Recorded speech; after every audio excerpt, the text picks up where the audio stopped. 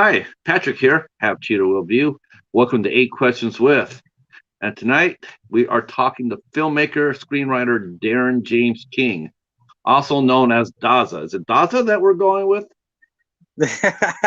Yeah, Dazza. Dazza. Okay. Now, that's the first question: is where did that come from? Because I've always known you as Darren James. Mm. Where did Dazza come from? I just say it's an abbreviation of my name. I've got four brothers and three sisters, and they all gave me different names. Some, or most, not so polite. But Daz, Dazza, there are a few of them. Dow, Now, okay. That's Dow. funny. That's funny you say that because my brother and I we had my brother Philip and I we had nicknames too. Uh, I was Dog and he was Frog, so it was the Dog and Frog show. Hi, Katie. Uh, Welcome in, Katie. Thanks for showing up. Katie is one of the co-hosts on the Sunday night podcast, the Midnight Hour, and she also has her own show coming up, the Final Ladies of Horror, the Final Girls of Horror, and she will also be our wrench today, which sadly Nice. YouTube has been going through a. Every once in a while, this happens on YouTube. They have a robot infestation. So if you go on YouTube, you'll get you'll get bots coming in. They're dropping off pornography links. So Okay. Katie, Katie's here to stop that. Hi, Jennifer. Thanks, Jennifer's Dean. also one of the co-hosts of the Midnight Hour and the Final Girls of Horror. So thank you very much for coming in. Um, so Daza is a family nickname. That's actually a Yeah. pretty cute one, actually, to tell you the truth. Here's Crystal. Hi, Crystal. Wow, we're getting some people coming in. You know what it is? I'm noticing one thing. I'm noticing they're all ladies. I'm just sitting there going, there's something different about this. I know what it is. Oh, they're all ladies now. Uh-huh. I should have suspected that once I used your picture for the to promote the show. Once I put your picture out there, I should have expected this. Don't you're embarrassing me. Uh-huh. Darren is incredibly talented and gifted filmmaker. You and I have known each other for over 4 years. Did you know that? I We've thought been, it we, was. I thought it was longer. I thought it was six is it for longer? some reason. It might have been 6, yeah. Yeah. Because Yeah. because I did a Atlantic 66. That was one of my, I think that was like my 14th review. That was my first short. I think I'm calling that right. Oh Um, no, trial Trial 66. 66. Right, Trial Yeah, 66. That was a yeah, good that's it. movie. I love that movie. That was one of my favorites for sure. That was one of my first short films that I reviewed. Um, Mm. and I just really enjoyed it. I thought it showed a vision. It had a vision and it had depth, and it definitely Yeah. was. I became a fan with that movie. Oh, I thought that was just appreciate this extraordinarily good. Um, so let's go back to the beginning. We got to go to the beginning here. This is your first live interview. it. Congratulations. I'm sure this will be one of many. This will be one. This will be one of many for you, Darren, for sure. Um, so where were? Oh, and speaking of coming in, Ricky's here. The gentleman I told you about before. I Oh, wanted to introduce you. yeah. He's here. He's here watching. He does interviews as well. He's starting to get his game up. He's cutting his interview teeth right now, but he's a good interviewer. You definitely will talk to him, and you'll have a good talk. I He's look forward to smart. it. Yeah. Yeah, he's really smart. He's on the ball as far as films goes. He knows the questions to ask. He's talented. And you'll have a lot more fun with him than probably me because he's No, also a that's prank. fine. I Uh, have lots of fun with that. yeah. Well, I'll have to show you. You have to go to his YouTube channel to see some of the shenanigans that Ricky does. Ricky and Pablo, they will have you laughing your ass off. What I want to try to do, I'm going to bring up your database page because I want to tell folks about some of the movies that you've done that you and I have talked about and whatnot.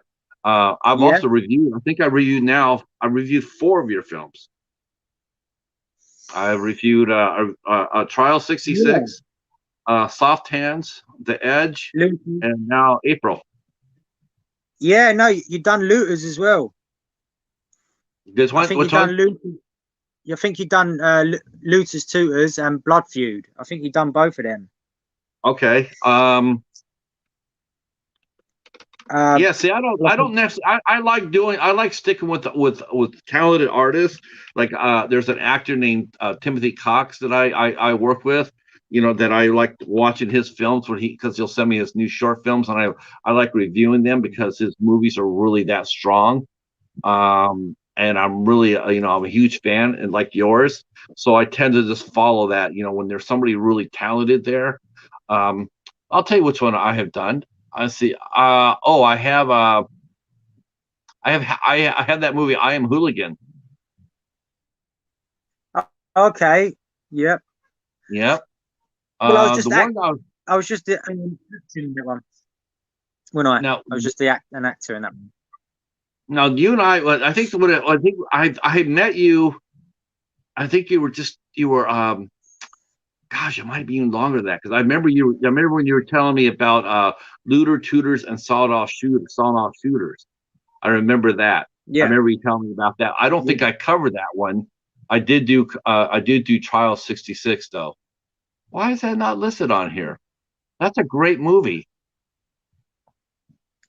Wow.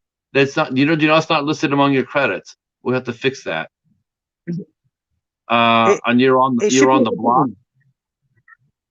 Yeah. Um, okay, so I want to go back to the beginning. I mean, where were you born at, Darren? I mean, were you London based always, or were you born somewhere else? Were you raised? I mean, you had a large family. Did you have a farm? Did you were you Well, out in the are you out in the woods? I mean, I'd like to know. Where did you get your start at? Because I want to know how you got into the movie business. yeah, I was born in London, Newham Hospital. Uh, but we moved about a lot, an incredible amount. We moved about. I've lived in Kent, all over London, Kent, Wales, Yorkshire. Several different places within those places, and it was just a bit chaotic. I never really found my feet. Just when I got settled, up we'd go again for whatever reason, and then we'll be, and and I guess that stuck with me. That initial feeling of at any given moment I'll be gone again. So I never really used to sort of get used to somewhere and see that as my fixed place or my home. I'd always be Right. ready subconsciously to be uprooted and just gone. Yeah. So yeah, I've I lived had in the places, same yeah. thing. Hmm. It's Uh, quite damaging, if I must say so. If I must say so, it has positives. Don't get me wrong, but I think the negatives of that outweigh it. You know, as I found out later in life. right. Um, Hmm. yeah, bouncing around like that. I mean, Yeah. so your family struggled a little bit then. Yeah, and it's just, I guess that's what I've drawn on in my filmmaking. Life. That's all film is to me. It's just life. My life, someone's life. eh, You know, um, but again, there's positives as well. So, but that's been my life. Just here, there, and everywhere, really. Um, well, I mean, I mean, I don't want to get too deep into this. But were your parents? I mean, was it just a time of their lives? Was there just, was it, would maybe, you know what? Let's go into something a little bit more cheerful. Because your family was very tight, though, right? You were very close to your family, though, right? You were very, a lot of times when families go through upheaval like yours does, it can divide them or it can bind them together. Would you say your Yeah, family is pretty tight knit? I mean, you're pretty close to your brothers and sisters? yeah, definitely. I have a close family, all loving and very caring. I just think as you're growing up, you know, raising one child is hard enough, let alone eight of them who are all so different, you know, all so different. And when you put that all together, it's just chaos, it's just chaos.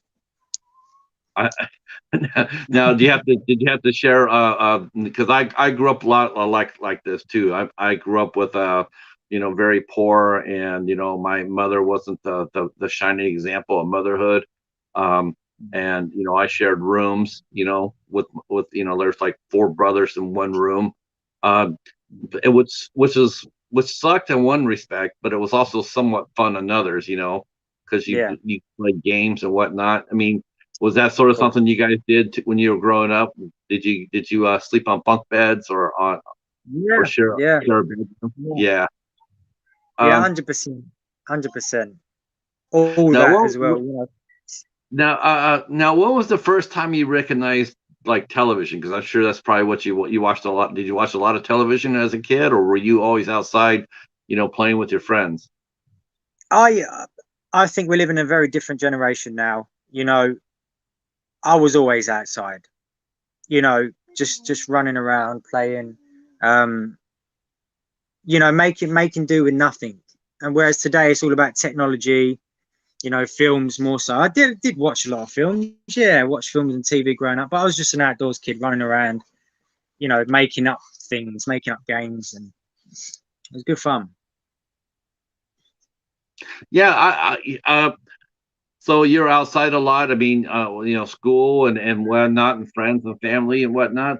Um, how old were you when you started thinking of becoming an actor? Because the acting came first for you before directing did, right? Yeah, the acting.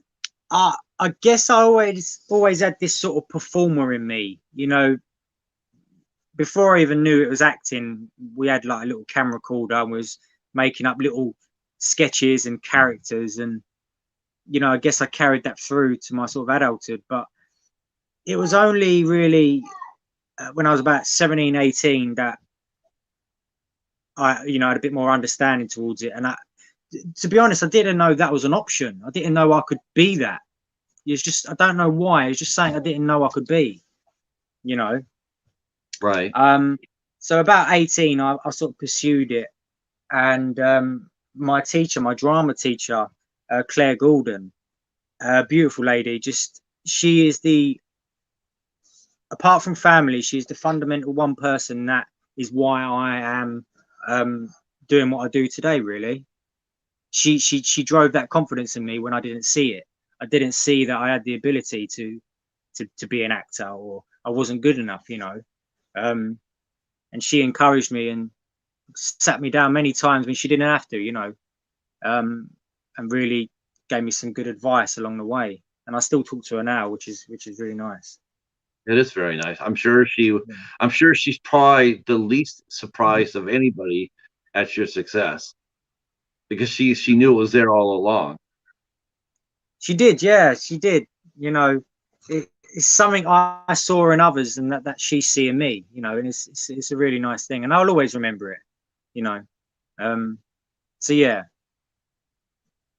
Uh, I mean, now you're in high school, and you had drama club in high, and now was this drama class or was it like drama club in high school? So, I mean, I know drama class would be a little bit more seriousness, and drama club is something that you would do after school. Now, what were yeah, you in? Were you in club or were you in drama? I mean, in class. class, yeah, Yeah. So class, you, I'm in so yeah, class. so you were already starting to put in the work then at 17. Yeah, yeah. I started off quite young, in terms of, I mean, looking back now, it's I just always had that buzz to perform, to tell a story, to sort of it's hard to sort of say really what it was. There was a lot I didn't know, and as well, and destiny, fate, I don't know. But my family is a very,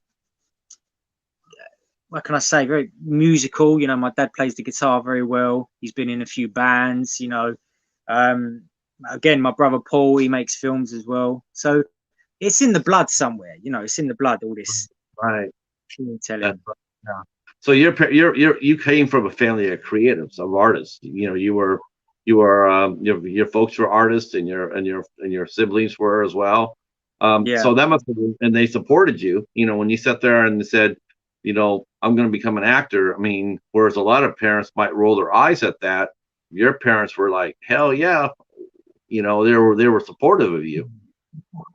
Well, not really. No, it wasn't. It was more. There was a lot of eyeball rolling. My dad he'd put the serious sort of realism on it and go, well, you need something else as a backup. You Oh, of need to be course, of real. course. And I think later I started to sort of get a bit more. They've always been supportive, but as I pursued it, I guess they saw that it was something that I really, really wanted to do. It wasn't just a phase. It wasn't me just growing up going, one day I want to be a fireman, and then a pilot, and then I'm a filmmaker. I guess when they see Right. the seriousness in me, that's when they started to attach real support. Right. Mm. Now, did you go to college afterwards, or did you start did you already or just start right out of high school as far as your career goes? Yeah, I never went college to study it. Nothing like that.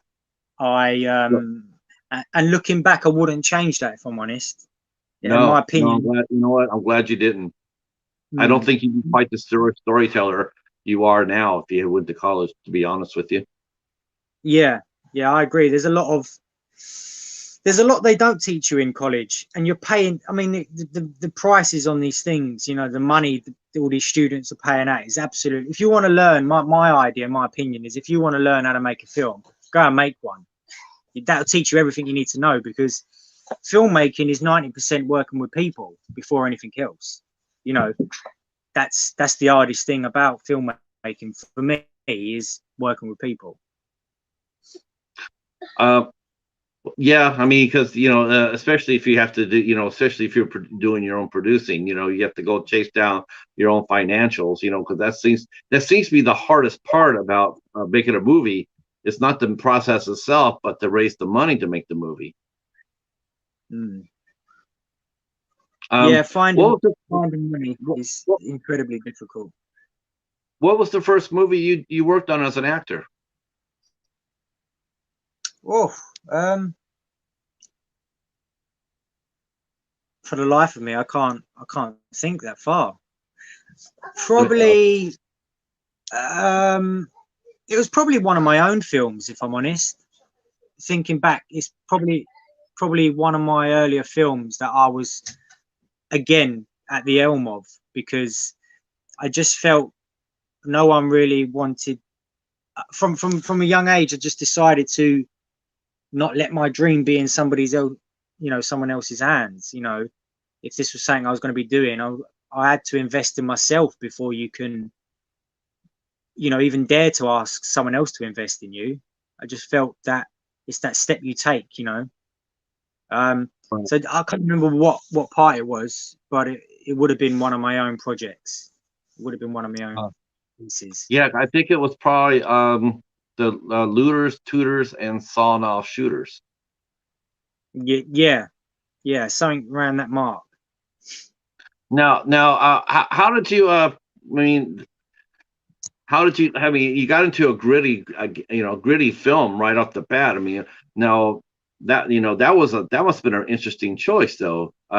What made you do? What made you do that movie? I Basically because it's what I knew. I really do sort of, or sort of a world I know of. My dad used to have his own scrapyard metal yard, and he used to sort of have certain interactions with a lot of the faces back in the day. The East London sort of gangsters, as you like, characters, and a lot of the lingo and the dialogue and the way of speaking in that film was based on stories from my dad. Um, so it was a world I know. Not that I've lived that life, but with my films I make, there's an element of me in them. Um, not everything, but certainly Looters was a film that I was just bringing to the table. Sort of, I wasn't trying to make it up. It was just already what was at my disposal to use. Um, And yeah, we just went for it. And yeah, I mean, it's Yeah, because interesting thinking that many years back, yeah, actually. that's a part. I mean, you know, a lot of times, you know, and not only that was your, you know, you had only did one short as an actor. You did a little short called The Woman Next Door. Otherwise, Tutor, you know, the Shooter is your first movie. That's your first project. It's a feature film. Now that's takes Yeah, some that's some. I mean, I'm one of those guys that I've been, you know, the folks who watch this show here in my 8 questions, they know how much I'm always an advocate of short films first for a filmmaker. You know, I'm always sitting there going like, it's always better for a filmmaker to make shorts. That way they can learn what they're doing. Well, it yeah, looks like you died and made a feature film for your first project. That must have just that took courage. Um, yeah. what are some of the things you learned? What are some of the things you learned about doing looters and tutors and solid offshoot? I love the title, man. I don't know why. Every time I look at that title, you know what I think. I'm not even kidding you. You're gonna laugh, but you know, every time I see that, I keep seeing Vinnie Jones in front of me. I keep on thinking that's a Vinnie Jones movie because that sounds so much. It sounds Yeah, so much yeah, fun. Uh, yeah, it does. Yeah. now, I, now, okay, go ahead. I, my brother will laugh at this. My brother will laugh at this, and if he's watching, he'll. But one thing I learned about that film, making it, was how not to make a movie. Mm, I have to be honest here. You know, there was from what we knew at the time, you can't really knock it. Audience won't know. You know, the normal audience would have went to go Asda after an hard day to want to watch a good film, and they would have paid the money to watch this film, and they'd have been quite disappointed in it because it wasn't what they think it should be. You know, when something lands on the shelf, they expect it to be good automatically. They don't have the chance to like watch this, like us two talking now, where I can explain what we didn't have. You know, we don't get forgiven easy in the world of film. Um, but again, there's loads of positives about that film. You know, we met so many lovely people, so many people that came along and supported us massively. You know, strangers supported us. Um, and being at the helm of it all, and we had 3 crew making that film. We oh had a my God, crew of 3 people. That's that's it. insane. And Was we it done everything you, because your brother? I we mean, had who we did had who did people the in the industry cinematography? saying, yeah. So we Who did? had the DOP was James Sharp. James Sharp filmed it. Um, we had Paul, myself, and we had his wife doing everything from, you know, a good 90% of the film. We doubled up, tripled up. You know, we'd film at 8 a.m. in the morning, and sometimes we didn't finish till 6 a.m. the next morning. You know, we worked ourselves to the bone, really, Oh really my, hard on that film. We got ill. A lot of us got ill making that film. yeah, yeah. I mean, only a Mm. crew of 3. I mean, that's a short film crew at the very least. But to do a featured length film with a crew of 3, I've never heard of it. I've never heard anybody do that. That's Yeah. insane. Yeah, I mean, that was the gist of it. You know, give or take actors, you know, helping out, moving stuff, and you know, initially we had a crew of 3, and then as it went on, because it went on for a long time making that film, we shot some of the film, and even back then we wasn't happy with the quality. We still wanted more. We wanted better. So we scrapped it. We scrapped it, and we went again, and we done that 3 times, if I remember rightly. We done it 3 times, and in the end, we just had to finish the film. It was a case of we can't keep doing this. We just have to finish it, let it go. You know, it is what it is. Right.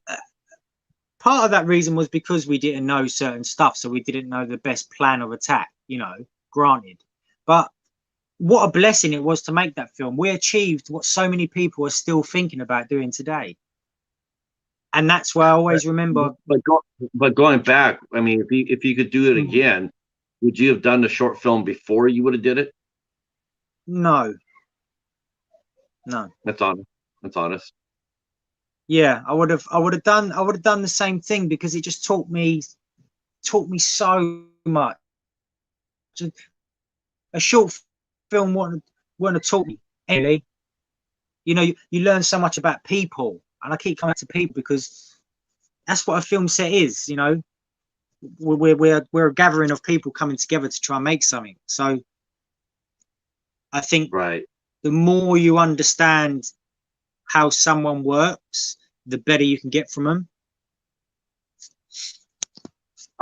What was the But very what, rewarding. I mean, it was what, what was the reception like for shooters? I mean, you put it out there. Were you able to did you start selling it to your friends and family, or did you get to release it at the theater, or did it go straight to DVD? How did the movie get out to the public? yeah. So we had a distribution company called 101 Films, and I Oh, can't remember whether they were watching us and reached out to us, or we reached out to them. I can't quite remember. It's quite a long time ago now. But they wanted the film, and they in the end they took that film and it went straight to DVD. It failed as digital. The digital failed because the quality wasn't there. You see, so it went straight to DVD. okay. And then then from that they took on our second film, Blood Feud. Okay. So we had a little relationship with them.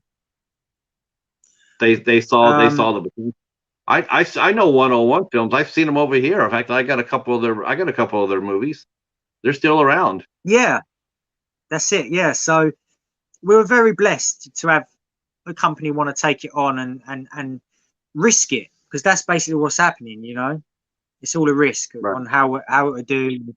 So I mean, it achieved, the film, even though it lacked in many areas, the film achieved so much in terms of getting it out there, you know, which is one of the biggest hurdles in making a film. You know, what do you do with it when you've done it? It's Right. one of those.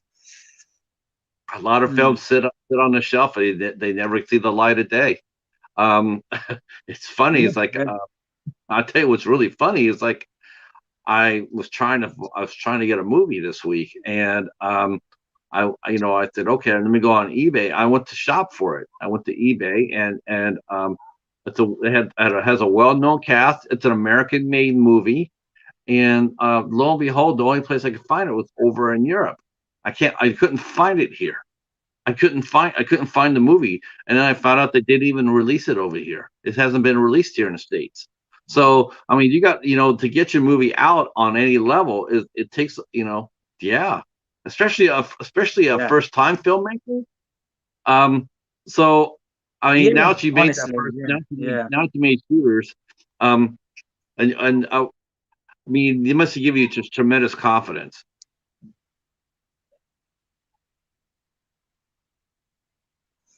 It did. It did, and it also knocked me back, if I'm honest, because Okay. I'm someone that sort of thinks about my failures rather than the pros, and but it did set me off to think about how I can do this. You know, it's something that if we can make a film with so little, what can we do with a little bit more? You know, and that's always been my mindset and my goal is just give me a little bit more and I'll keep making films. A little bit more, I'll keep making films. Jennifer mentioned Hopefully right better. here. She's right. She mentioned about your first movie. She says, let it free to fly away. Yeah, I mean, I can see the personal attachment. Every filmmaker has that too. They've expressed that is that the first, their every film they make, when they turn around and they finish editing it and scoring it and whatnot, and then they have to turn it over to distributor. It's like giving out a child, like a baby. It's like this represents a lot of years of my work, of my life that I spent on doing this, and you want it to go out there, and you want it to be seen, Yeah. and you want it, So yeah. Um, Now you mentioned Blood Feud, but Mm. before you did Blood Feud, you did Trial 66. You did Trial 66 in 2015. Wow. That's a bloody brilliant So short too. 6 years ago, yeah. Uh, that's Yeah, so that, yeah, that was a lovely little collaboration with a friend of mine named Cliff Lynch.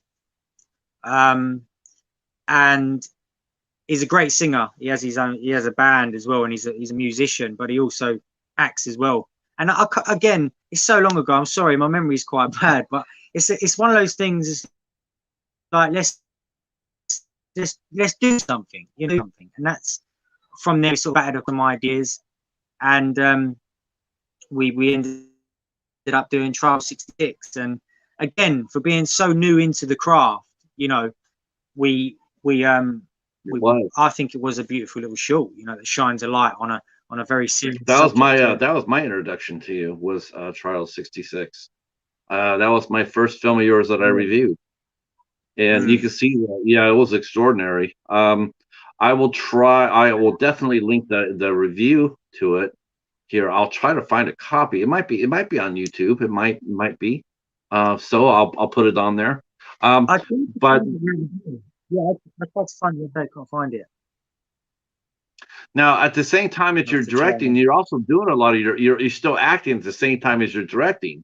How did you like work? What was it like to direct yourself?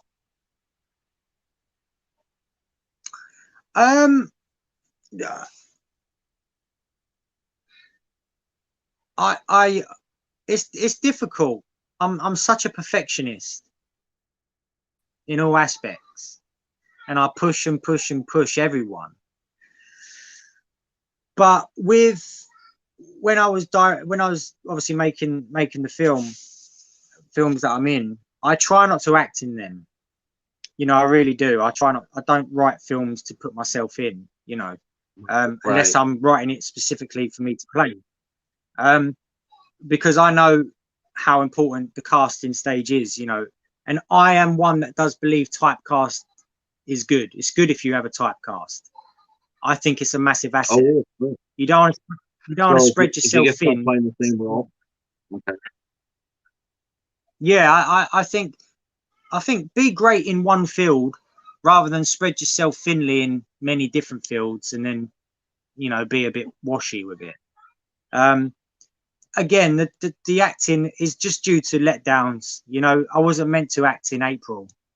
Um, that's just a case of you're gonna have people let you down, but I'm not gonna let myself down. So I sort of jumped in and covered for it, to make it happen, to make the So day had swim. casted another actor in it, and then they left, and you just put yourself in it. Yeah, I that was, but you know what though, it worked. It absolutely worked. I mean, you're a strong actor. I mean, you're very believable on screen. I mean, I can see, you could do either way. You could either be behind the camera or in front of it. I mean, you have a good skill set. Not everybody can do that. I mean, I've seen my fair share of actors who want to be directors or directors who want to be actors, and it's very hard for that to mix. It really is. You're either one or the other, and but you definitely have the chops to do both. But I also understand why you don't want to do both, because it is a yeah, distraction. It's a distraction. Um, where do you get some of your film ideas? I mean, it you're a is. Yeah. screenwriter. You're a screenwriter, so do you write every day? I mean, how do you write?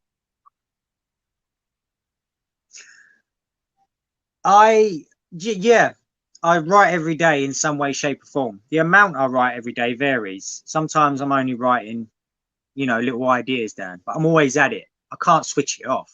I've tried. It's impossible. It just won't leave me alone. I have to I have to get these ideas and these stories down. I can't let them just go.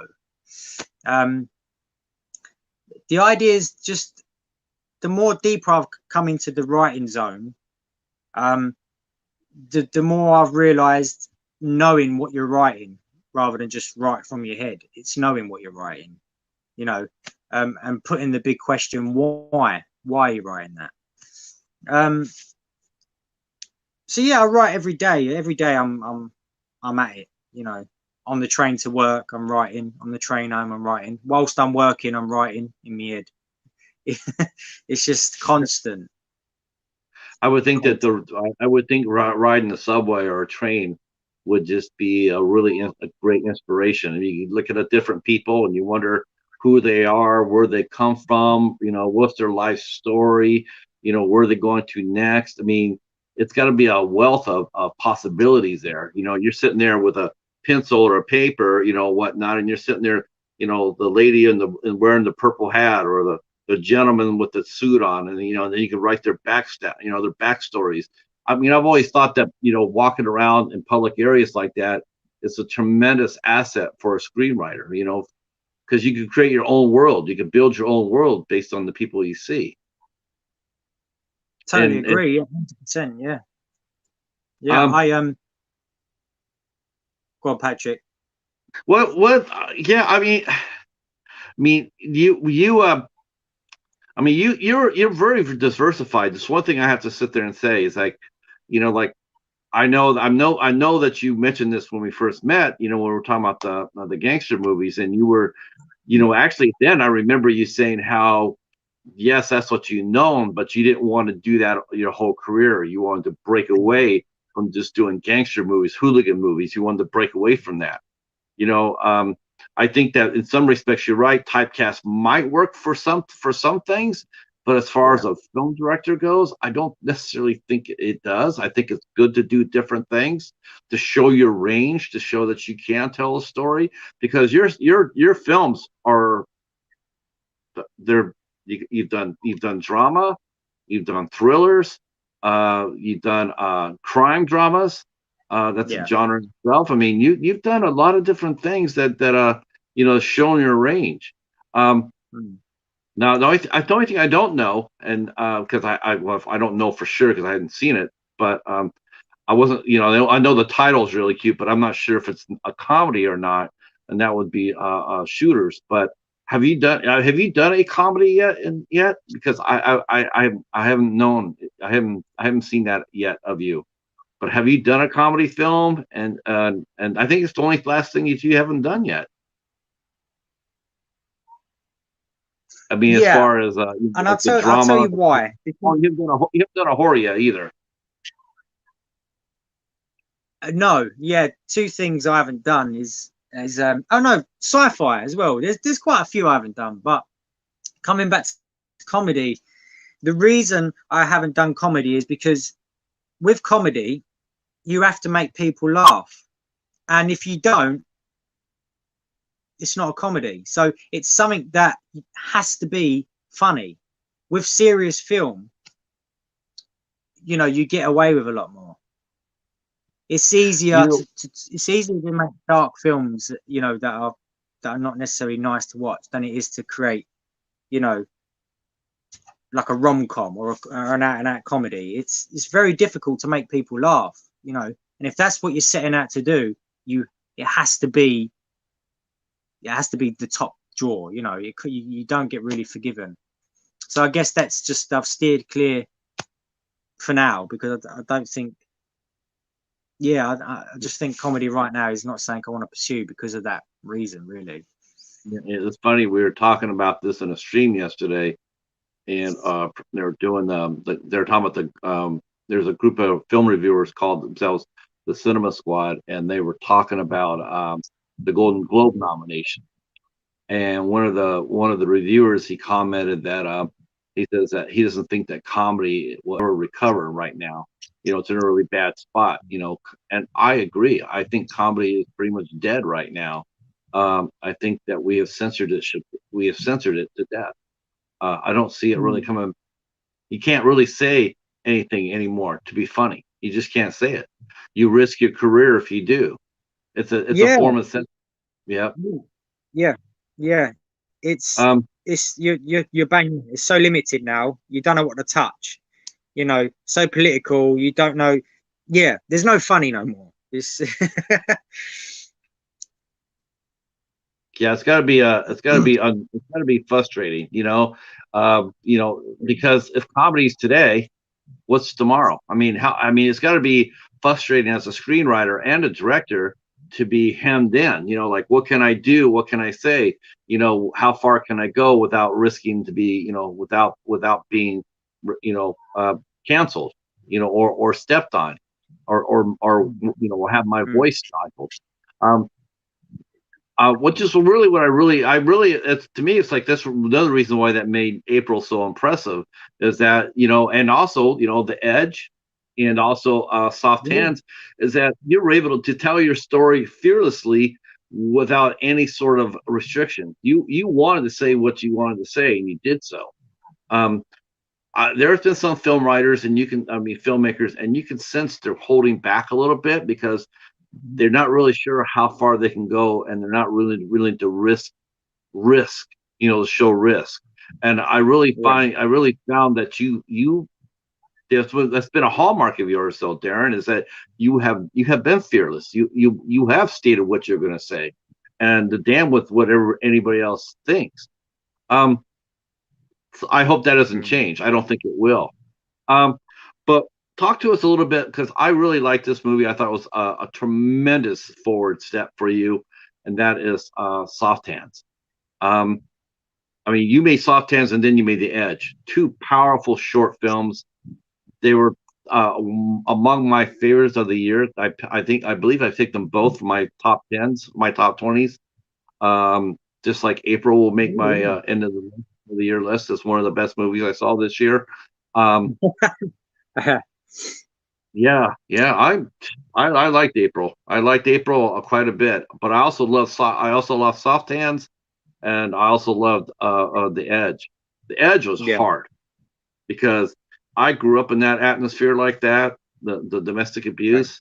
That I wouldn't say it was triggered, but I would sit there and say I watched it, and I would sit there and go like, yeah, that's right, that's about right. Yeah, that's yeah. exactly how it works. Um, where did you come up with the idea for Soft Hands? Let's tackle that. Let's tackle Soft Hands and The Edge, and then I want to get into April. Cool. Okay, soft hands. Um,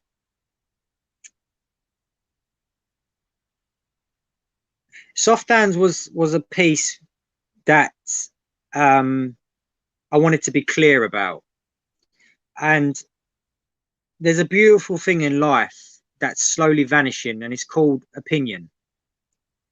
Opinion is such a beautiful thing. Like, it really is. For you to think one thing and for me to think another, in a normal world, one which we don't actually live in, it's actually it's just perfect. It's what makes us so different, and it's what initially drives us forward. And with soft hands, I wanted to stand up and be. I wanted the film to come from a straight male. I didn't want it to come from, you know, anything other, because it's important that, um, again, I'll be clear, is my personal opinion on um, anything to do with, gay marriage or anything like that, or a man being with a man or a woman being with a woman. My personal opinion um, is that I don't believe that. I believe that, coming back to the Bible, I believe it's a man and woman, right? So that's just my opinion. That's my personal opinion. Okay. Um, whether I'm right or wrong, it doesn't matter to me. That's just my opinion, and I won't force that on people. What is inevitably wrong, not up for debate, is when you make a person, you go out your way to make a person feel afraid, rejected, made to feel like they're not normal, or made to feel like they're not part of the world and they're disease and this, and you bully them. That is what's wrong, and I don't stand for that. So I have to be the voice on that, as if to go, no, no, no, that ain't happening. you know so I think, and then, because I'm not for it. If someone comes to me and asks my opinion, that's all I'd give. But I certainly am not against it to the point where I'm going to make someone's life hell. You know, that's wrong, and that's what needs to be cut out. That's the disease. You know, that's the disease. The people that are persecuting these people. You know, Right. I've got friends that are, you know, gay. You know, whatever. You know, whatever is good for them is good for them. And I just felt, you know, you always got people that way that standing up for themselves. Let's stand up for them. You know, let's stand up. Yeah, I think nothing better than a straight male making a film about that and going, no. Whether that's right, whether that's wrong, it doesn't matter. What you're doing, that's what's wrong, and that's what needs to go. So Soft Hands was a I guess another fearless approach to another topic in the world that sadly, you know, enough isn't being done about. But lately a lot more. There is, you know, good things happening. I thought it was a beautiful film. I loved the ending of it. I thought it was very heartfelt and it showed a lot of emotional depth. Um, you know, I'm like you, but I also tell people too, you know, for that case, I said, you know, there's two things that, you know, going back to the Bible, there's two things that people, you know, there's two gifts that God gave us. One, he gave us his son, and two, he gave us the freedom of choice. We could do whatever we Yeah, want with our life. That's the thing of it, you know. We can yeah, do that as long as it doesn't impinge on anybody else's liberties. You can do yeah. whatever the hell you want, you know. Hmm. I mean, speaking as a, you know, the only thing I'll tell you what, I've always been open minded. It's funny, I'm going to admit this here. I've always been open minded about every aspect of life. You know, if you want to be gay, if you don't, if you want to get married or you don't, if you want to, you know, if you want to date or, you know, if you want to, you know, date this person and or that person, I didn't care. The only thing Yeah, I've ever been uncomfortable with because I was a male, as a husband, is as transgender. That's the only thing yeah, I've ever been. Look, you know, that's the only thing I've ever. I just can't do it. I just, I got really, you know, I got really upset about that. You know, when I heard, you know, like, you know, they want to use the bathrooms, and I'm going like, or the club at the, you know, at the gym. I'm open minded. I'm open minded. It's like that's what you want to do. That's fine, yeah, but yeah. please complete the whole process before identifying yourself as that. That's all I'm saying. Because Mm, I don't want yeah. my wife or my little daughter, you know, or my nephew, you know, or my niece to go inside of a bathroom and see a woman there standing up taking a piss. You know what I'm saying? I just makes me really No. uncomfortable. And you know, and you know, it's like I'm not intolerant. Mm, I'm not intolerant to it, but I'm also wishing to those other people if they would also respect the choices on our side, you know. And I guess Soft Hands is a great yeah, film yeah. about tolerance, you know, and choices and respecting each other and and how we live our lives. I thought it was handled beautifully. Mm, Like I said, I loved the ending. I liked the father. He, you know, he had to yeah, come by. He yeah, had to come learn how to love his son no matter what, and no matter what, and get pissed off if someone poking fun at him. Um, now yeah, did yeah. how how was your film received in England? I mean, in the UK when you released it, were people sort of surprised to see this kind of a film, short film coming from you? I mean, because was that something they weren't expecting to see? Um, I guess you never really know how some people feel inside. Some people don't really let that much out, you know. Um, so I never really got the vibe that anyone really thought it was a bit, you know, out of nowhere or a bit out of the norm that I'd make a film like this because because I'm it's something I talk about anyway in my day-to-day life. You know, I talk about these things. So I guess knowing me as a person, you know, and being a small world in, you know, the film world, I don't think it was by surprise. Um, maybe about time I'd done something like that, you know. But definitely not a surprise, I don't think. But I can't say for sure because again, you don't really know what someone's feeling deep inside. You know, not everyone Right. voices it. Now, so the how did it do? Did you get did you take it to the festival? Did it do? I mean, people did they? Because I reviewed it, I loved it. I thought it was great. I thought it was, like I said, fearless.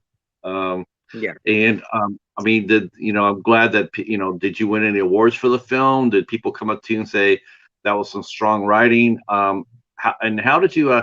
Where did you get the cast for your film? How did you do the casting yourself, or? Yeah, so I worked with that film initially with a few friends of mine that I've met along the way in the journey, and from the start it was like just a group of us close friends going, let's make something together, you know, and we worked really hard. And I've got to say, Sammy Johnson, um, Cameron Bell, and Ray Whelan, who were producers with me, they really made the difference, and I guess that was the first time I really experienced what it's like to have a team of people with good hearts, and right intent behind it. um and that's why it was probably a strong chord and people liked it like yourself, because it wasn't just me doing it. It was a collaboration, and that's the beauty of it, and that's where the gold is. So without a doubt, those three on the team, they made the difference. Um, Now, did you keep now when you did the Edge? Did you keep those gentlemen as are they your core now? I mean, is it like a production house for you now, production company?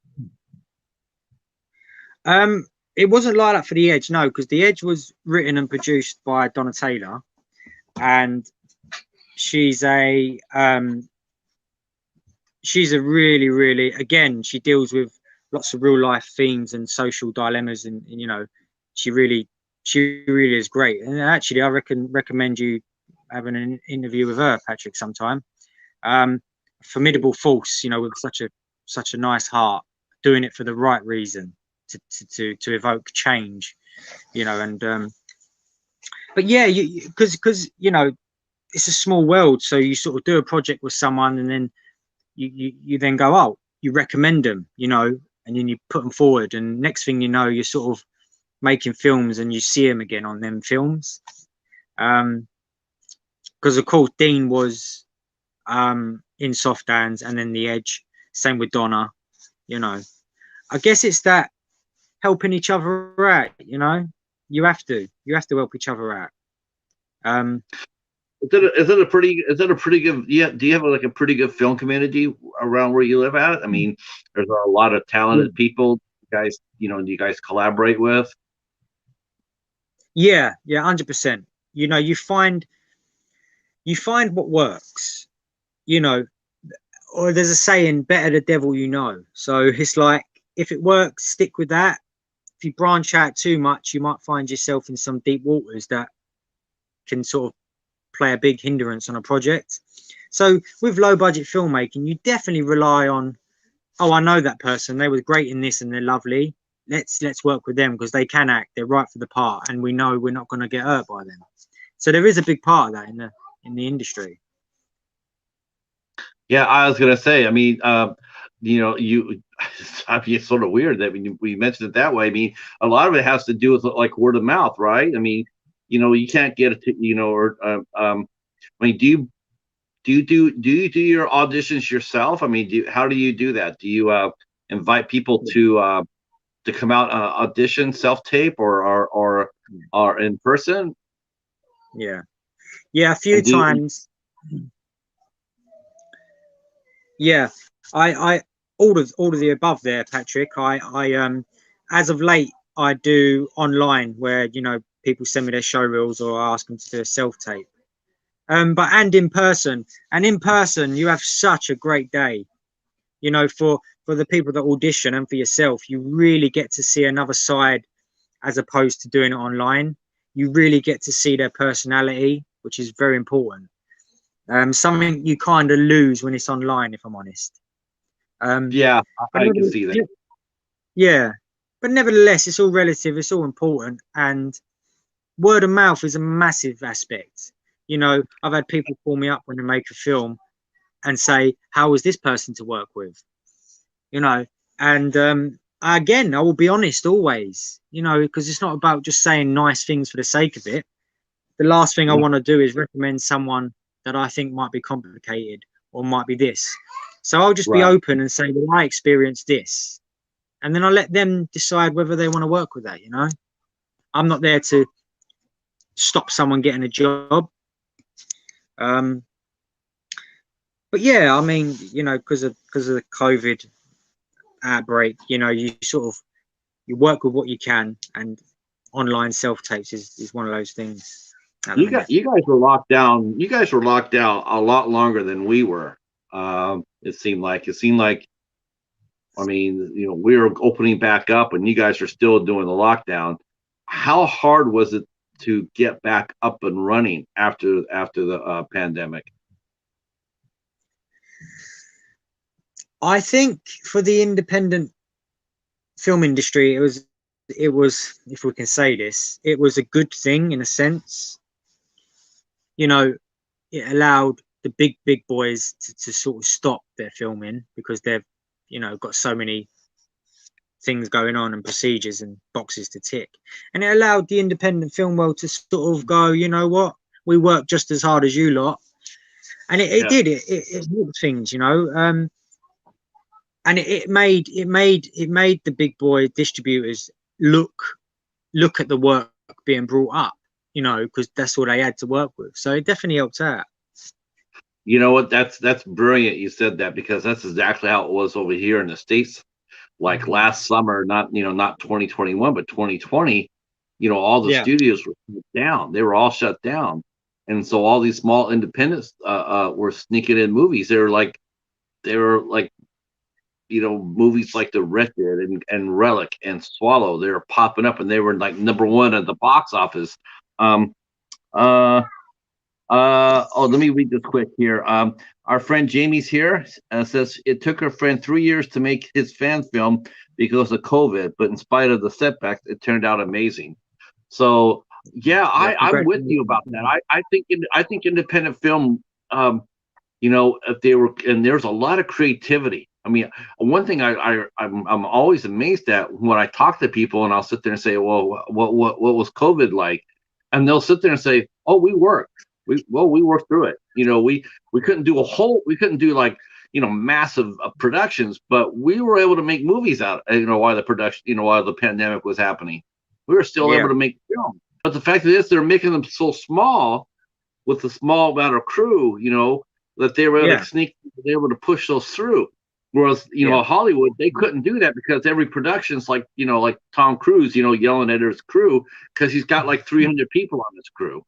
How hard it's going to be next to impossible to make a movie like that, without yeah. somebody getting sick or whatnot. And so, yeah, I agree with you. I think independents really thrived during 2020.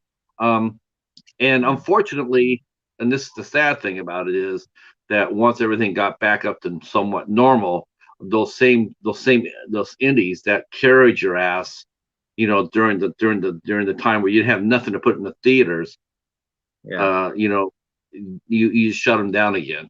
I haven't been to a theater since It Part Two. I haven't been. I just haven't really felt like going. And I just part of is mad because I'm tired of seeing the same old bloated blockbusters on the screen. I love independent films. I want to see a movie. I want to see a movie like April on at my local cinema. I'll never see it.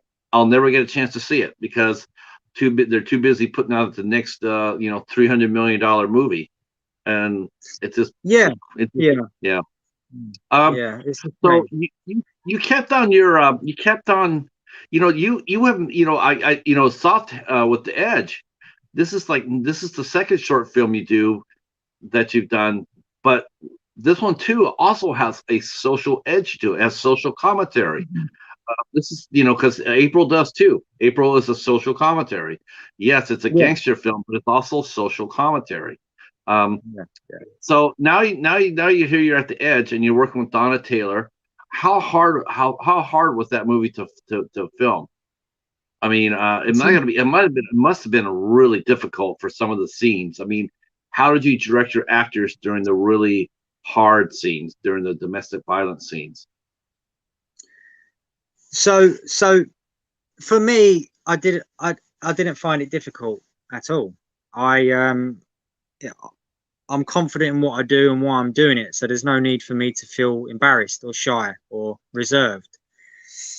If you're not confident or sure in what you're doing, then don't do it. I'm a big believer in that.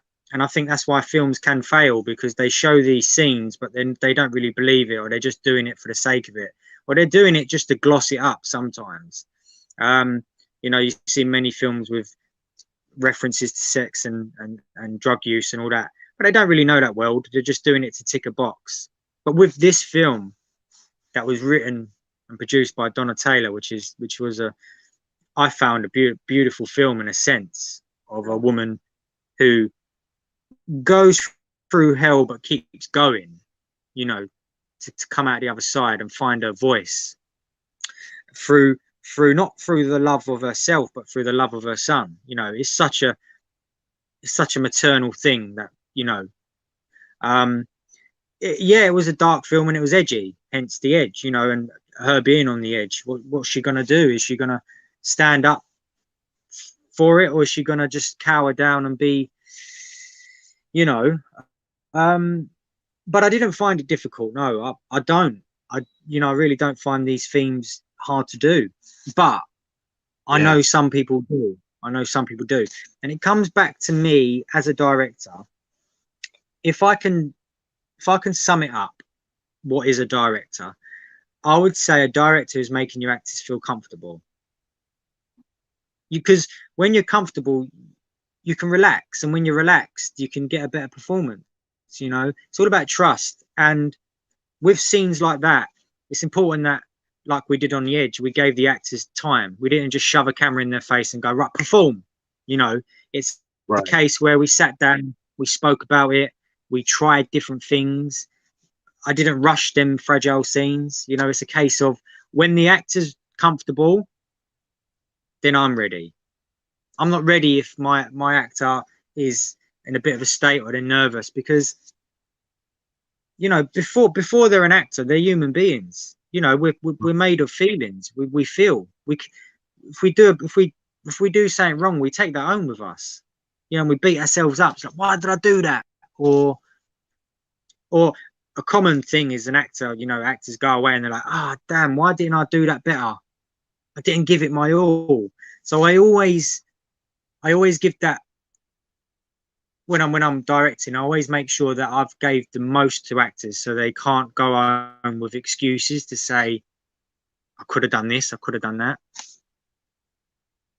I talked to Dean about that movie. I talked to Dean Kibley about it, because it was such a harsh movie, such a, and because it's like you're asking, here you are, you're a character as an abuser, and you're doing this, and got like you mentioned earlier, like make sure you got to leave it behind. And I asked Tina, says, how did you handle that? What did you how did you handle shooting all those scenes? Those scenes must have been really tough. He said that after every scene, he says, I never saw myself as a comedian before, but I did afterwards, because I was making sure everybody was laughing and feeling relaxed after every shot. I was cracking jokes and everything else, trying to relieve the tension, because it's such a harsh thing. I can see that. I can see, I think that's probably how I would handle something like that. Okay, in this scene, you're slapping the woman, across the face. Yeah.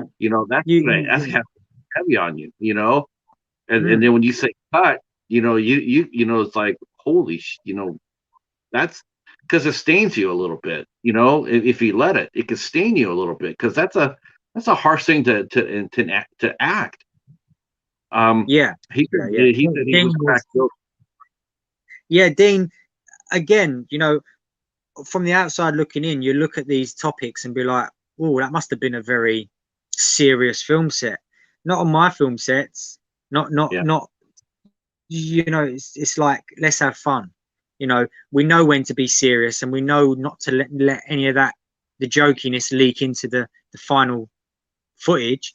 But yeah, just have fun with it. You know, we know the story we're trying to tell. We don't need to, when we call cut, then keep being serious. You know, let's just be ourselves. And Dean was that guy. He's very funny anyway, Dean, naturally, and as a comedian. But it, again, just having that type of personality, you know, all the crew on them projects, you know, on the Edge were absolutely brilliant. You know, even people behind the scenes that don't quite get the credit that sort of they deserve, just because there's so much to talk about, you know. Um, but yeah, we have good fun. We have lots of laughs, which is important. I'm dropping you guys the link. This is the actor we're talking about who played the abuser in The Edge. I'll put my review down in the description box when I'm done with the interview. But this is the gentleman. This is the actor that played the role, and he was one of the sweetest, nicest gentlemen I've ever talked to. I really enjoyed. Dean, and yeah, he would actually be one I like to talk to sometime down the line as well. Yeah. Really nice guy. He really brought it. I mean, that movie is really powerful. And again, it's like it's the second movie that you did that you brought, you know, a social edge to it. I mean, even though Donna Taylor produced it, started it, but you directed it, and you decided to direct it because, you know, it's her story, but it's yours too, because your job is to share, to bring the story to the screen. So now let's talk about real quick. I want to talk about the what brought us here. I want to talk about April. Now, April is a featured film, Yeah. and why don't you tell us a little bit about April? Where did you get the idea at, and, you know, walk us through it. Walk us through the creation of it, and you know, where'd you get the idea and everything else? Again, it was so long ago now, Patrick. You know, so full of so many avenues, so many twists and turns in the making of it, and it's Yeah, hard where to start. It really is hard because um that film has just become, it's a mammoth of a production, not just in the film. It's, you know, the idea was just to highlight the corruption, you know, um, and how the damage not only lies with the person doing it, it's also the repercussions and the knock-on effect, you know, the domino effect of others around it. And we live in a world like that. You know, people's actions unfortunately shape other people's actions. You know, sticks and for every stones action, hurt. yeah, Yeah, yeah. And we live in a world where sticks and stones do hurt. You know, names will never hurt us, but they hurt just as much. And I wanted to tackle a very my job as a filmmaker is to affect the audience. That's my number one goal. Whether it's right, whether it's wrong, whether it's good, whether it's bad, if I can leave someone feeling something, my job is done. You know, and I let them do the rest. I let them battle it out, you know, whether to as and what it is. And I just thought I'd start by taking the topic of how in your face, you know, grooming is on all aspects. You yeah, know, there's so much of it going on, so much, but it gets swept under the carpet. yeah, And for me, it was about, you know, I don't believe change can happen unless you shine a stern light on it and reveal it all for what it is, the true color that it is. If you wanna stop, I'm going a little bit off course here, but it's still true to the film. If you want to stop knife crime, if you want to stop, you know, gang crime, start at the root, which is boredom. That's my personal opinion on it. Because you grow up, and my experience of being in gangs on a low level, you know, or just people that loiter around the street, let's call it that, you know, it's boredom. And what happens is when there's not enough opportunity created for the youth, they start to rebel against their parents, against school, and they start to adopt their own family, basically. and they make their own rules, and in a sense they decide not to rely on anyone. And in if you can get your head around that, it's actually a very clever thing. Yeah, You know, it's been humans can adapt. that's been the code of gangs since the beginning of gangs. You know, they're Yeah. looking to belong to something. And that's what gang means. You know, when you look at the real heart of it, not gangster. When you look at gang, it's a gathering of people that have formed some sort of, you know, their own accord. And unfortunately, what comes with that is a lot of bloodshed and a lot of, you know, all that sort of stuff. And um, I just I want to. It's my opportunity to put my voice there and go, look, you know, less of this means less of that. You know, less atrocities a youngster face growing up, the less chance he's going to actually commit evil. You know, it's not going to knock it out, right? There still will exist, but there's less chance of it because Right, we know it, you know, things that happen is all because of trauma, pain, you know, and in the end, people not knowing how to deal with that pain. You know, they make right. bad decisions, they act, We do. you know. So yeah, I just wanted to make a film where I could fit all that in and go, here it is, now you deal with it. How hard was it for you to I mean, it's definitely your most ambitious movie. Yeah. You know, and how did you you know, did you have trouble getting permits to shoot in the areas you did? I mean, you know, did you you know, people were asking what kind of movie it was. I mean, like, you know, here you are, you're showing a couple of corrupt cops.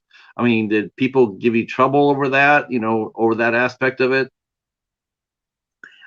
I've again coming back to the looters days. I've learned a lot from there. Just jumping back to looters quickly. We filmed the scene dumping a body in the Thames. Um, no permits, nothing. You know, we had guns, we had, and a speedboat went by with the police, armed police, and they see us, and they came over whilst we were filming and wanted to check it out. And looking back, that could have been horribly wrong. It could have gone horribly wrong. Someone could have got shot, or they could have just shot because they had the right whatever. Um, so I've always been quite savvy in terms of guerrilla filming, what I can get away with, what I can't, and utilizing the time we have around it all. So with April, we never really encountered any problems apart from a scene with where we're shooting. Can't say too much, but the police turn up again, and it was during COVID as well because of screaming and shouting. Right. But never really any problems. You get the odd passerby that lingers around and sort of talking while you're trying to film. It's part Oh, of it. yeah. It's part of it, you know. And you got to. I think it's, you know, you can't stop that guy walking down the road. He's on his life. He's walking to get somewhere or do something. You know. Again, I make them all part of it. You know, I give them 10 minutes. I give them time. You know, the best thing you can give someone, a stranger, is your Yeah. time. Yeah. Time is love. Time is love. Yeah, yeah, because you can't get it back. I mean, I'm giving you something precious. Um, Yeah. you now, was this based on a story or a situation that you personally knew about or had heard about? I mean, where did the idea come from for this? Yeah. Did So you did you do research? I mean, over here, it's prevalent. Oh my gosh, human trafficking is prevalent over here. It's amazing. You're just really shocked, like I was. You know, when I heard the human trafficking going, I'm going like, you know, I didn't really get an idea of this exactly how bad it's gotten. It's yeah. absolutely terrifying. Mm. Now is Yeah. that was April based on on something, like I said, was it based on something you knew or heard about, or was it just totally in your mind? I'd say it's a fair even mix of all three. You know, I know of, you know, it's a world, because April doesn't just focus on that one aspect. You see, it sort of jumps off a little bit to different avenues. Um, but ultimately, it did get steered by my creative side, which is just all in my mind and research. Um, But with April, this is what I think is different about the film. We come at it and we show it from a different side. You know, we're we're highlighting it from a totally different way it's been done before, um, which is from his side, you know, the perpetrator, um, which I think is a strong call, because we're always, and rightly so, we're always with the victim. We really are. But they've done nothing wrong, you see, so there's nothing they could do differently to stop that. You know, what can they do to change what something's been done to them that they didn't deserve, you know, when they're innocent? Nothing. So we can't start with them. We have to start with the person that's doing it. What's gone wrong there? What needs to be changed? And that's what this film's about. April is, you know, it's very unique, and what I really appreciated from the film is that there's absolutely zero glamorization. Yeah. Hollywood tends to glamorize that shit, and, you know, make it appealing and make it gangster, you know, make it flashy clothes, you know, hip music, you know, big cars and all that other stuff. You know, they always make it seem so, like, even though the bad guy's a bad guy, but they you know, they put a lot of flash and dash in it. Yeah. I really appreciated the fact that April was so damn realistic, and it was very gritty. It was very gritty. It was very true to life. You know, it's street level crime, and this is the ramifications of it. That's what makes it so strong. And because you didn't glamorize it, you were able to tell the story, a cautionary story of, like, parents, watch your kids, for one thing. Watch your kids, you know, and two is that because you come back from a bad background doesn't mean that you have the right to do this thing to somebody else. You should be doing the very best to reverse it. I mean, that was the problem with Miles, was, you know, he was hurt and he's damaged, and to sit there instead of there looking at the going, like, you know what, I need to change the course of that.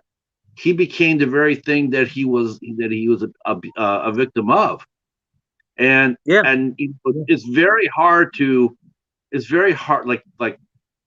it was very hard to, you know, I didn't myself.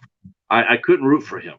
You know, I'm watching him and I'm seeing what he's doing, what he's already done. You know, hooking the young girls on not just dope, but fucking shooting up. You know, that made his character right there. He's just like, oh no. And then you know, I mean, I could sympathize. You know, where, you know, he has chances. He had chances to change his life, and you showed that. It wasn't just like he didn't have any choices. You gave him an out on many occasions, and he just chose not to until it was too late. Yeah. Where did you get your cast? Oh, go ahead. Sorry, but I just want to touch base on what you said there. Even if I had £10 million, I would not have dared glamorizing this film, because it's a serious medium that I'm putting out here. It's not really, you know, that's the problem with the world. They glamorize this stuff, you know. They make it right almost. It's okay, you know, when it's not. When you're tackling a serious piece, you have to be truthful, and I have been 100% truthful all the way with this film. You know, being creative doesn't mean to say I've not been creative or I've been dampened or limited. Definitely not. In fact, it's been the opposite.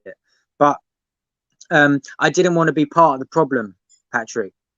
Media plays a massive part of the problem in why young kids think money's going to save them. Why they think money's going to. I put the blame of our gun culture. I put it 50% right on Hollywood. I mean, they have made guns 100% glamour. Yeah, you know, it's their responsibility. You know, and they have failed.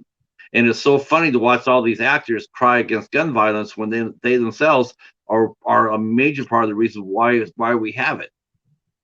Yeah, I mean, there's loads of films to make. If you're an anti-gun guy, don't make a film that's got guns in. I don't, you know, you got just stay true to why you make film, and I make film not to be famous one day, not to, you know, have parties and have fun. I make film because it's my little bit I'm giving back to the world. You know, it's my little voice, and it's my little eye on what I see. And the film had to be so subtle and not big in your face, because that's how the crimes like this happen. It's so slight, so subtle, so, you know, they're not big and bold. Very, what's the word? So discreet that before you know it, it's happened, and you're like, whoa, you know, has that happened? So it needed to I be true. yes. I like you and I were mentioning before we went on. I really appreciate the fact that you left you and you know, I'm not going to give it away, but you know, Mm. the movie ended the way it needed to end. It Yeah. needed to end exactly how he did it. I Mm. thought it was courageous. I thought it was honest. Um, you know, there's not that many filmmakers that actually have the balls to sit there and do that. You know, I mentioned, you know, when I was watching April, the Yeah. one movie that came to my mind more than anything else was a movie we here in the States called Menace to Society. And that's Mm. what April reminded me of when I was watching that. And I was thinking how I remember watching Menace to Society, and I'm just like, you know, I'm just like, you know, I was at the end of the movie, I was just blown away. But at the same time, it was like that it was the only way could end, Yeah. and stay true to itself, and stay true to itself. Yeah. Uh, 100%. where did you where did you get Neil? How did you find Neil Ward? Let's talk about your cast, because we got to talk about the cast, because the cast is excellent in your movie. Yeah. I probably didn't give enough credit to your cast, but I'm still working on the full review, so I will. But let's Sure. talk Yeah. about your cast, because your cast is extraordinarily good. Neil Ward steals the. I mean, he's so good. Um, Yeah. I was just and I was memorized by him. I mean, he had the total Mm. look. You know, he's a badass, and yet in his eyes, you can see that he still could feel pain. You know, he Yeah. wasn't so far gone that you know, someone walked up there and said, "Fuck you, Miles." You know, he's not going to be so hard off that that's not going to land. You know, Yeah. that could land. You know, but where did you find Neil at?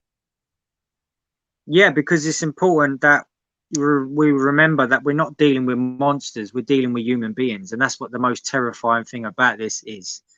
Neil Ward, I have so much, I do have so much love for him as a person. Like, I'm going to talk about his craft in a second, but I just want to talk about him as Neil Ward. Um, he showed me so much commitment and love when he didn't have to. His job was, he done his job, you know, he didn't have to give me any more. But he stood by me for the whole 3 years of the project, and the, that sums him up. You know, it really does. Um, as an actor, I mean, there's I know my film so well. I've spent goodness amount of time writing it. I've goodness amount of time directing it. I live for the moments that I don't know, and when you get an incredible actor bring something new, they're the moments that I live for in filmmaking. You know, and I've got to say, he just brought it.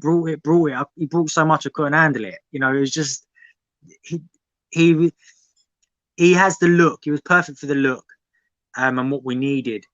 Um, he was ferocious. It was just the geezer was phenomenal in his performance, and I get so happy talking about it, and because Uh, he's just such a lovely guy, you know.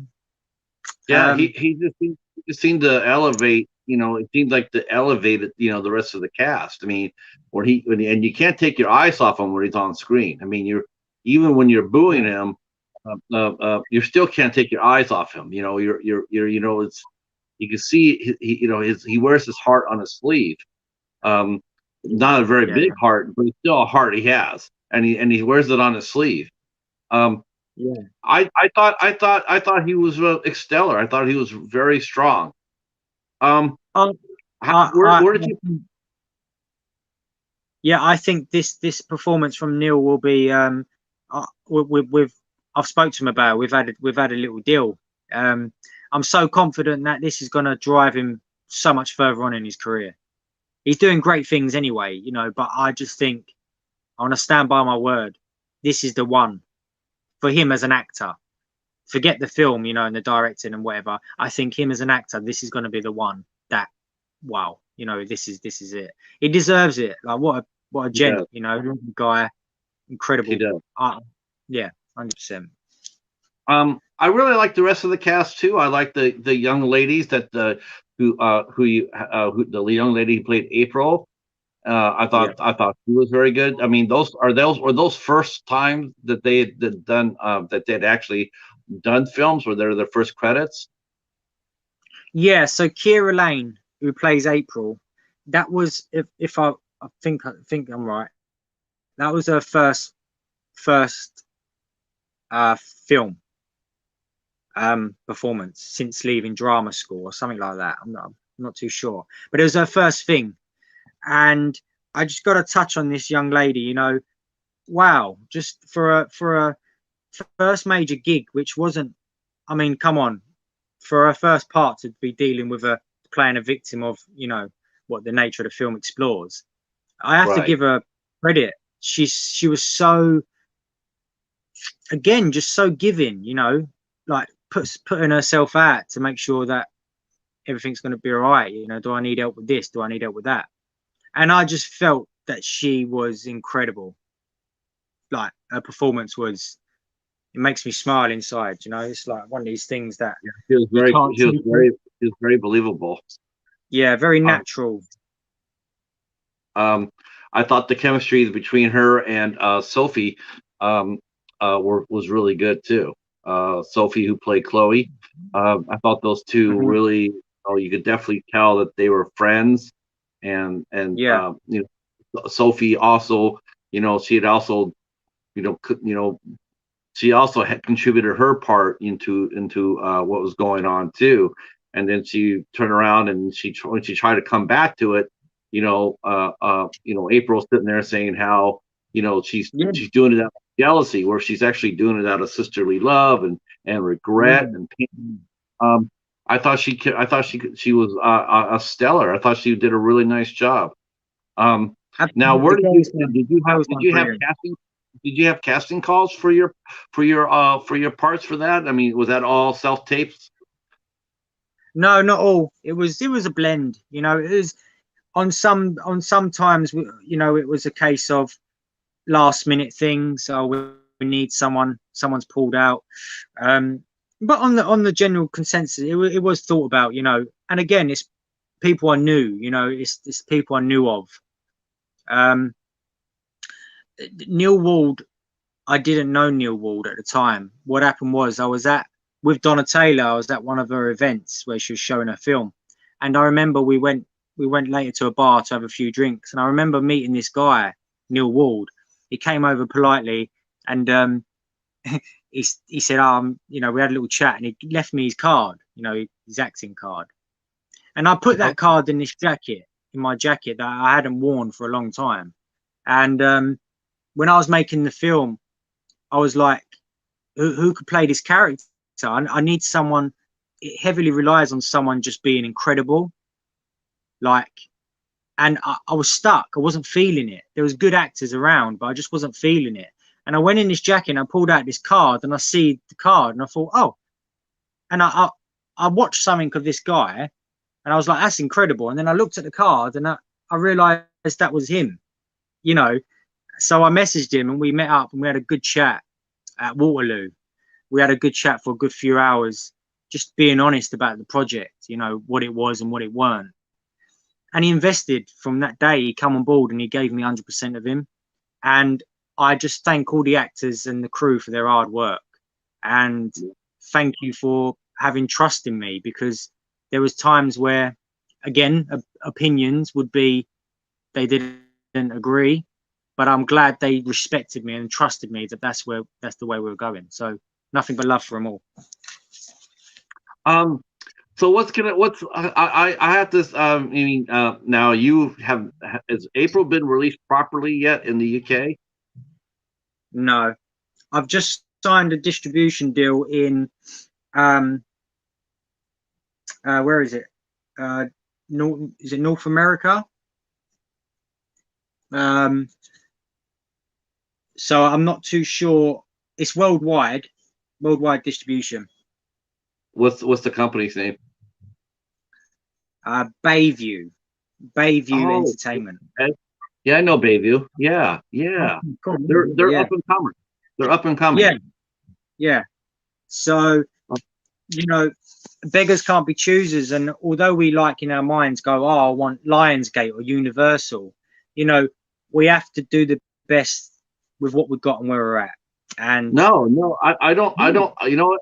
I tell you one thing. I know that Bayview will work your asses off for it because I've seen them. I've seen them work it, and they work grassroots too. So yeah, yeah, they'll get your movie out there. Oh, yeah, I'm that's a very good. happy. Okay, okay. Well, at least it's not the asylum. I mean, look at it that way. Yeah. Right, did I? I mean, that's the company that put out Sharknado, so at least he didn't do that one. Um, yeah, wow, that's exciting.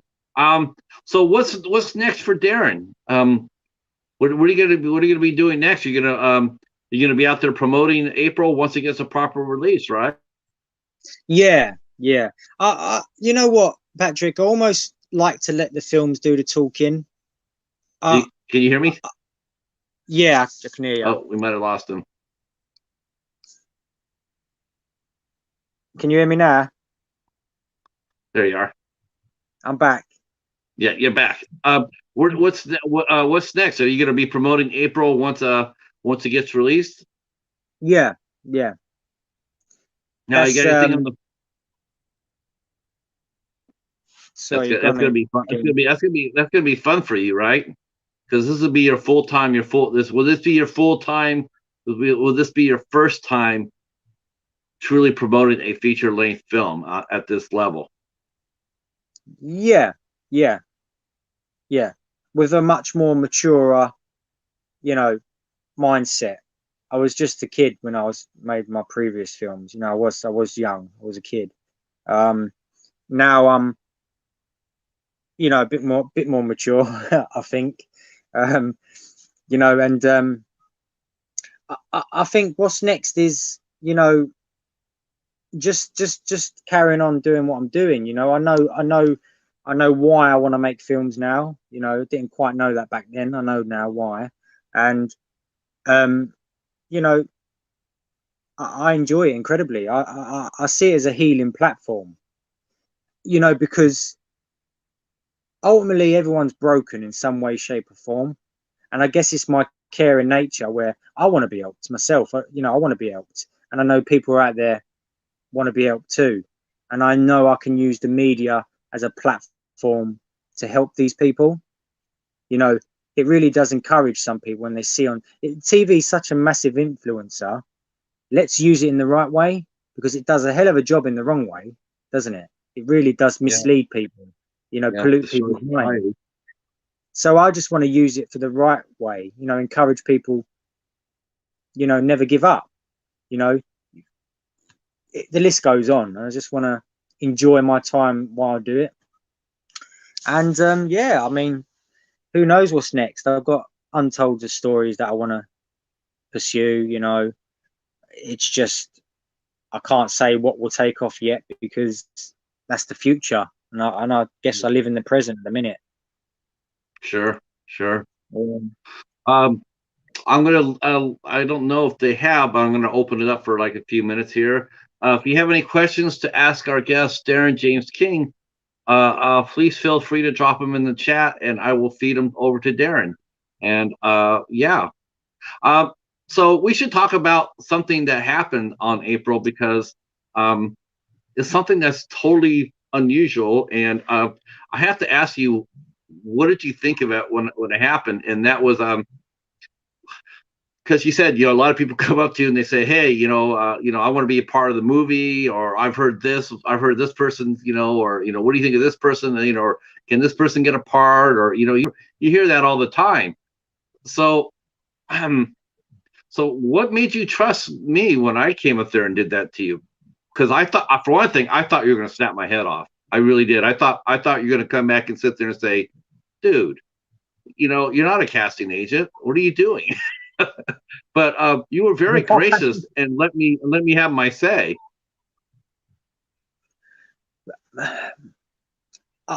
I think someone has a serious problem, Patrick, if they was to respond to you like that. We're human beings at the end of the day, and who am I to deny you? Who am I to deny you that? I mean,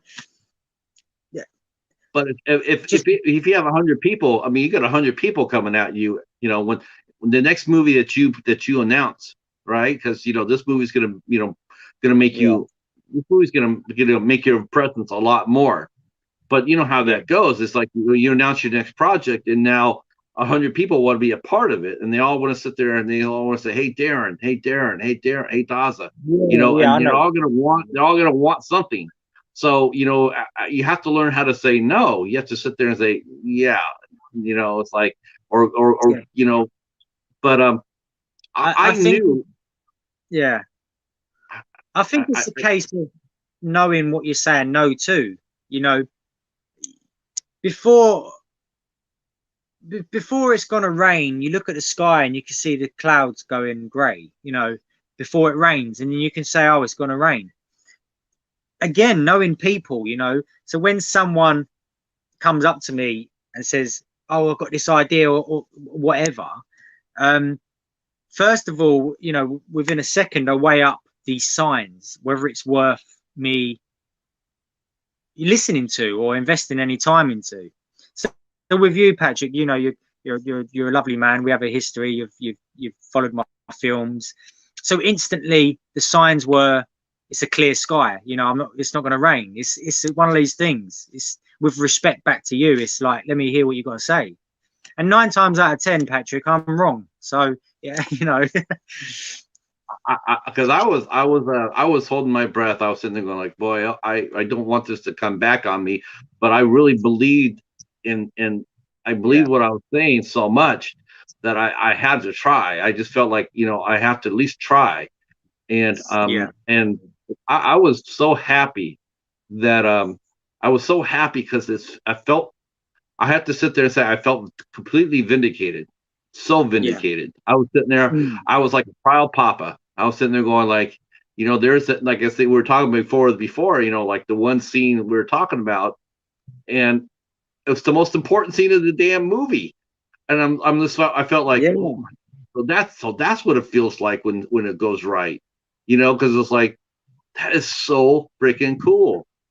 And not only that, but not only that, but like I said, I mean, did I not tell you that she was super talented? Did I not tell you Kelly was a kid, was awesome?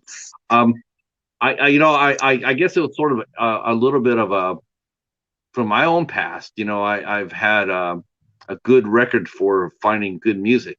Bands that nobody ever heard of, and then next thing you know, they're on the radio. I've had a good reputation for that. But I never applied it like that, for acting. I see a lot of good actors. I see it like here I'm talking about Neil Ward. I'm going to be talking about Neil Ward for like the next year. I can't wait to see what he does next. He's an awesome actor. I mean, he's super strong. I like the gentleman who played Grant. I thought that he was really strong too. He made a formidable bad guy. I love his look. I love his look. Jason, great guy.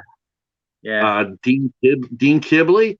I mean, again, it's like I saw him and I'm like, that guy's a hell of an actor. But just to actually throw your hat in the ring and sit there and say, oh, by the way, I have somebody I think that you want to take a look at.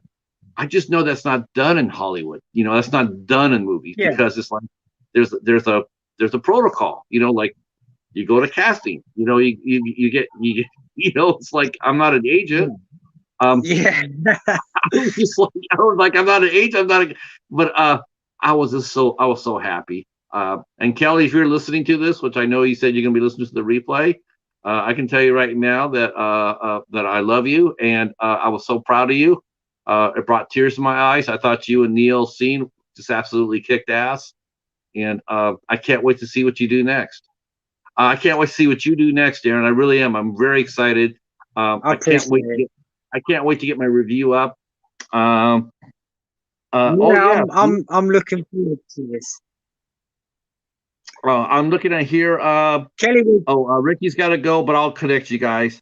Yeah, about sending messages of Cool. love. Yep. And Jennifer knows she has a lot of Bayview DVDs. Yeah, we know about Bayview. We have Yeah. friends who actually review Bayview films. So yeah, we know the company, and that's awesome. So you'll be getting some reviews when they release it over here. Darren, I'm going to let you go because I know it's late over there and you got to get up in the morning. And I promise you I have you for like an hour and a half, and that's where we're at now. I want to thank my chat for hanging out with us, including Frank, who I was wondering why Yeah. I Thank didn't talk you. to him directly. Sorry about that, Frank. If you want to come talk to me, I'm more than willing to listen to you. I want to thank my mod. Jamie's in here, and Katie was in here earlier. Ricky, I'm going to introduce you and Darren here shortly because you're going to be doing this again with him. Believe me, you'll have a ball with Ricky. it's He'll have a great time. I want to thank everybody else who came in and supported this interview. I'm going to be back tonight at 8 o'clock. I'm doing this again.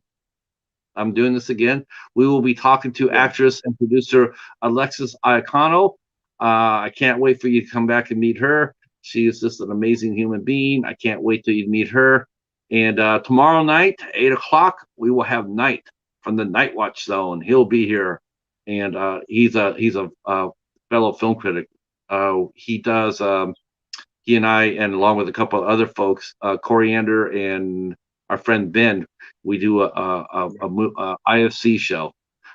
And yeah, I love this interview. Thank you so much. And then it held together. We didn't lose it anything. Yeah, and great. Yeah, I just want to yeah. say thanks, Patrick.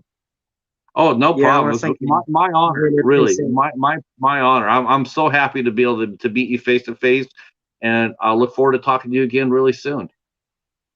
Yeah, good man. I appreciate your time, mate. And yeah, I just once again just say thanks to the cast and crew, Yeah. for their hard work on a film that's been taking a long time. So thanks, Patrick, and I'll speak to you soon. All right, sir. We'll talk to you. Good man. Uh-huh. Night.